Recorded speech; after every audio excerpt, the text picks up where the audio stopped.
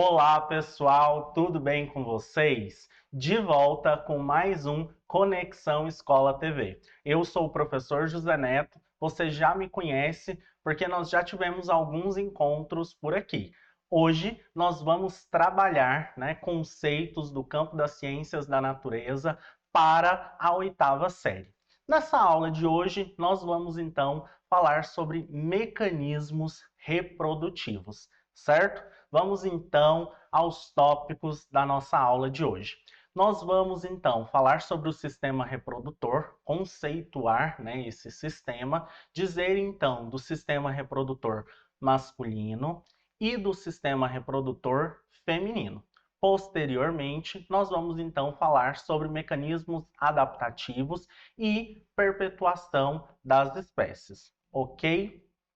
Bom, para iniciarmos então o nosso diálogo de hoje, nós precisamos entender o que seja o sistema reprodutor. O sistema reprodutor, é então um conjunto de órgãos de um organismo que trabalham em conjunto para oportunizar as condições adequadas para o processo de reprodução. Nesse sistema, nós vamos encontrar estruturas que são responsáveis, então, pela produção dos gametas. E nós vamos falar um pouquinho sobre cada uma dessas estruturas. Bom, você já entendeu, então, que é um conjunto de órgãos que atua, então, para a reprodução. Vamos, então, ao sistema reprodutor masculino.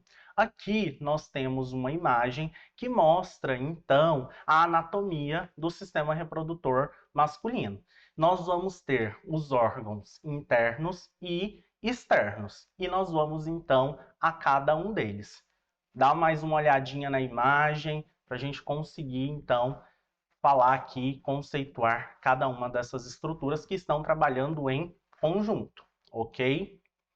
Bom, o sistema reprodutor masculino, ele trabalha visando então a reprodução, como nós falamos, e nós temos então essas estruturas, começando pelos testículos, que são as gônadas masculinas que vão estar localizadas no saco escrotal. É constituído por vários tubos enrolados que são chamados de tubos seminíferos, isso mesmo, tubos seminíferos. São esses tubos que vão produzir os espermatozoides, ok? Bom, esse testículo também vai atuar na produção de testosterona. Bom, depois nós temos o epidídimo. É aqui no epidídimo que esses espermatozoides vão adquirir maturidade. Quando a gente pensa na maturidade dos espermatozoides, ele vai adquirir, então, locomoção, vai se tornar móvel, como está posto aí no nosso slide.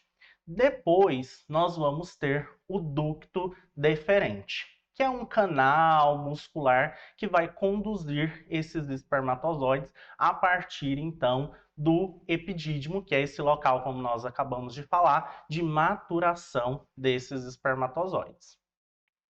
Bom, depois nós temos a uretra, que constitui-se, de um ducto que se abre, então, para o meio externo. Vai servir, então, de passagem, para o sêmen e a urina, ok?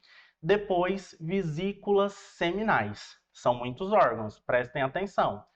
As vesículas seminais vão atuar, aí na formação de secreções que compõem, então, cerca de 60% do volume do sêmen. E nós temos a presença de 2 vesículas seminais.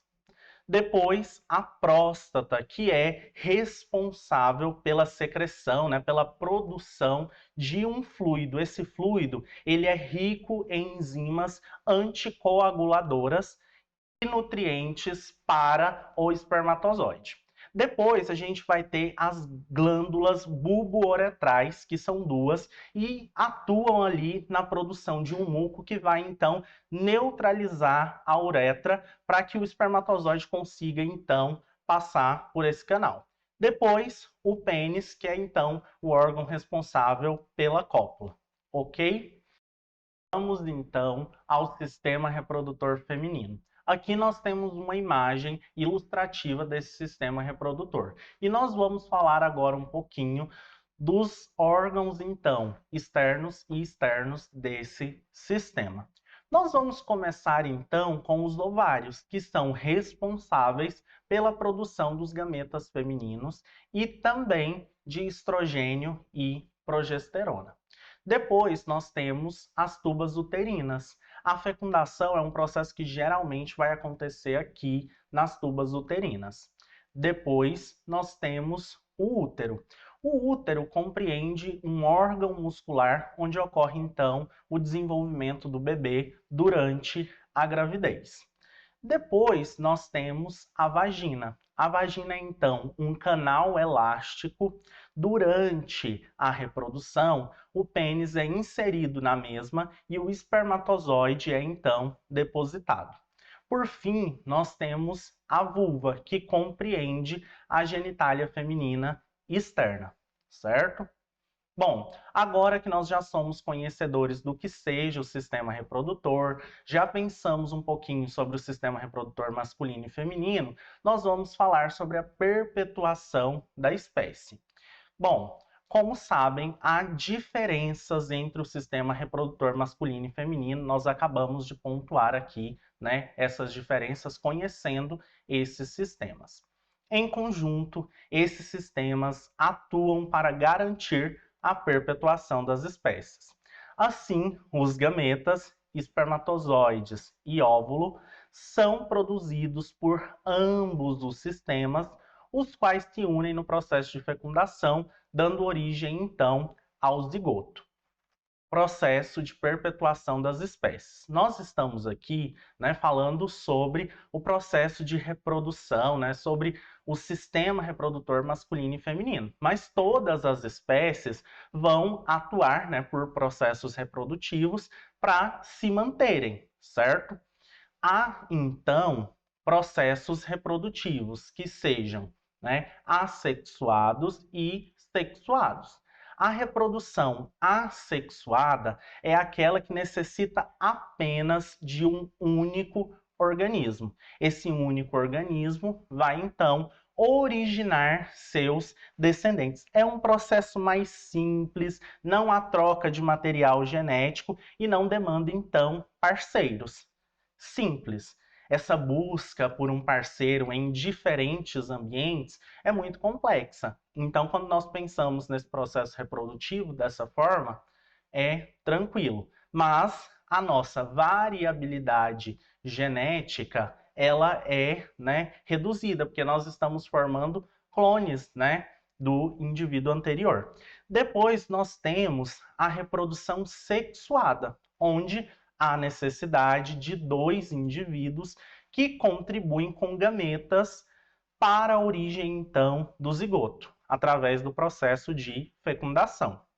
É um processo, então, mais complexo, demanda, né, um parceiro, mas eu consigo, nesse movimento, fazer, né, aí um processo de variabilidade genética, né? Essa fecundação vai oportunizar isso, porque nós temos um material genético de dois indivíduos que estão se juntando para formar, né, um terceiro indivíduo. Isso é muito bacana quando a gente pensa na perpetuação da espécie, porque se o meio ele se modifica, olha, ficou muito frio, eu preciso de indivíduos que tenham, né, características para se manterem ali naquele movimento, naquela alta temperatura ou baixa temperatura.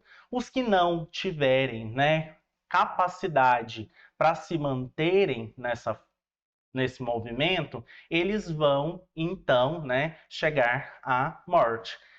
Nesse sentido, são movimentos importantes para a manutenção da vida, né, para a diversidade biológica. Tudo isso vem aqui oriundo desses processos reprodutivos. Bom, chegamos então na nossa atividade 1. Produza um texto narrativo respondendo aos questionamentos abaixo. Qual o papel da reprodução dos seres vivos para a perpetuação das espécies?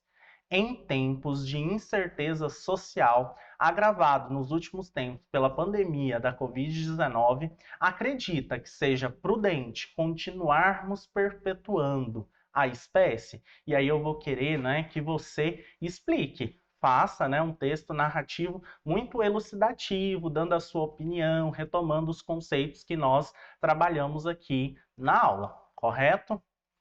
Bom, na nossa aula de hoje nós falamos então sobre o sistema reprodutor masculino, sobre o sistema reprodutor feminino e um pouquinho, né, sobre esses mecanismos adaptativos e a perpetuação das espécies.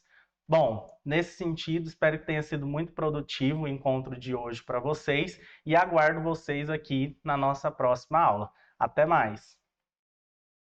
A Secretaria Municipal de Educação de Goiânia está com matrículas abertas para a educação de adolescentes, jovens e adultos no período noturno. São diversas vagas da 1ª à 8ª série, uma excelente oportunidade para você que tem mais de 15 anos de idade e ainda não concluiu o ensino fundamental. Durante o período da pandemia, você pode acompanhar as aulas diretamente da sua casa, contando com a ajuda de professores altamente qualificados, prontos para te auxiliar. Tudo isso de forma totalmente pública e gratuita.